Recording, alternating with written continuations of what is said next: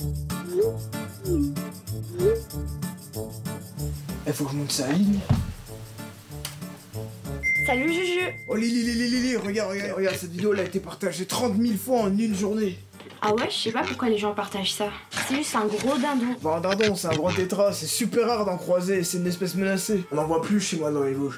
Les animaux menacés, c'est genre dans la savane. Ou des trucs un peu exotiques quoi. Pas vers chez nous. Bah détrompe-toi, hein. En 40 ans, il y a 60% des animaux qui ont disparu partout dans le monde. Mais non, j'ai lu sur internet qu'on exagère un peu les chiffres. Oui, chaque été, j'ai l'impression qu'il y a de plus en plus de moustiques. Et puis les abeilles, on en parle des abeilles. On dit que les abeilles ça disparaît, mais elles sont toujours dans mon assiette. Pour nous départager, le mieux c'est d'aller voir un spécialiste. Lily, je suis dans un parc zoologique en Moselle. Ici on se mobilise pour protéger et conserver les animaux. Je vais aller voir Anthony Kohler. Bonjour. Bonjour.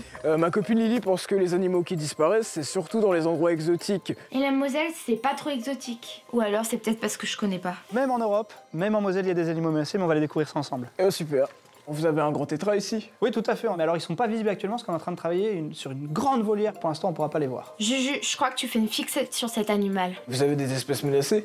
Alors oui, on a plusieurs espèces menacées qui sont présentes sur le parc. On a à peu près 150 espèces et en grande majorité de la faune européenne. Et du coup, que faites-vous pour lutter contre la disparition de ces espèces? Alors ici au parc, on fait partie d'une organisation européenne qui s'appelle l'EASA. Il y a des programmes d'élevage européens auxquels on va participer pour reproduire des animaux.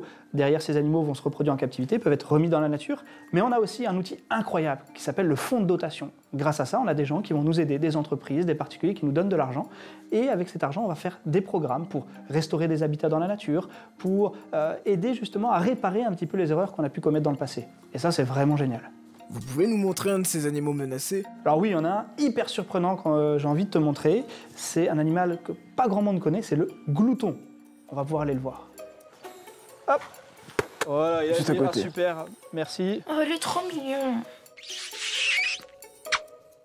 Ah dommage, j'ai pas pu faire de selfie avec le grand tétra. Avec moi, ça aurait fait 2 espèces rares sur la photo. Bon, ok, il y a des animaux qui disparaissent à côté de chez nous.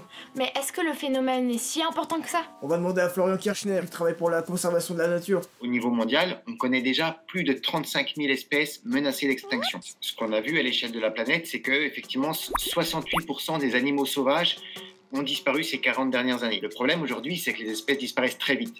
En fait, elles disparaissent entre 100 et 1000 fois plus rapidement que ce qui serait normal. Ah ouais, c'est beaucoup. On est en train de vivre aujourd'hui un phénomène de la même ampleur que la crise qui a vu disparaître les dinosaures il y a 65 millions d'années. Sauf qu'aujourd'hui, la cause, c'est nous. Par exemple, la surpêche dans les océans. Quand on pêche trop de poissons, on peut les menacer. Ou la déforestation. Quand on coupe les forêts, on menace tous les animaux qui y vivent. La biodiversité, c'est le patrimoine de l'humanité. On n'a pas envie qu'elle disparaisse, on a envie d'agir pour les sauver. Mais plus égoïstement, si on veut, ces espèces, elles nous sont utiles. La nature, elle nous rend des services. Par exemple, les abeilles pollinisent les plantes qui nous donnent des fruits. Et il y a des endroits où on a tellement détruit les abeilles que les fleurs ne donnent plus de fruits. Donc on est entré dans cette crise et il faut absolument l'enrayer si on veut pas que ça soit catastrophique par la suite. Ok, on va faire gaffe aux animaux. J'écraserai plus aucun moustique cet été. Je sens que ça va être dur. Ça va être très très dur.